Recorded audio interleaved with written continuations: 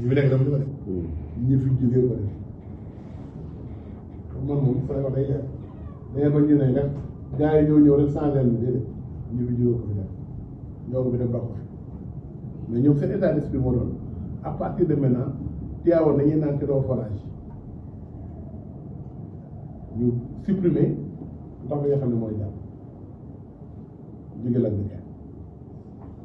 mais comme dafa am piquetage parce que dafa am foo xam ne fan ndox bi di dajaloo parce que ñun dañu am réseau bu am dox bu doy waar léegi KMS 3 bi ñaar la KMS 3 KMS 2 KMS 2 bi dañ ko ñëw piqueté wuñ ko Tivaouane dañ ko bàyyi jàllee mu jàll léegi day def ay buur ak ay place de luxe yi ça veut dire que place de luxe yi ñoom mën nañu naan ndox bu neex bi ñun dañoo war a tëb léegi piquetage boo doon def pour que au moins ndox bi am benn mélangé wu am compas am mixé ko tuuti jéemuñu ko sax mixé loolu moo tax ngeen di gis taw ma xonq ni ak ndox bu am suufa ak ndox nga koy taal muy tàng jël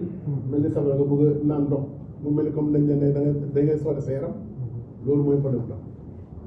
balaa kenn di ko naan meer man maa leen koy wax fi ngeen di ko dégg ngeen xam ne loolu nag maa ngi koy bind nag ci ay waxtaan waaye bu heure coow jotee naa ko coow mais man d'accord ma si am na zone de piquetage nañ ñu piqueté ndox mi peut-être bu ñu joxul la ñu daan jox au moins nañ ko jar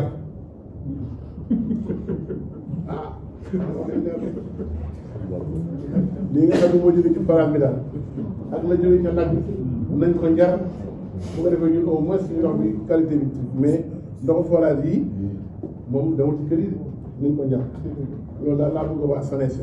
ministre bi def ko waxoon naa ko keroog yi nee naa ko bind lettre tamit mais dama ko yëg rek comme fi ñu toll nii moom dangay wax rek naa wax li ma wax yëpp nit ñi xam na leer na kon ndox bi jeex na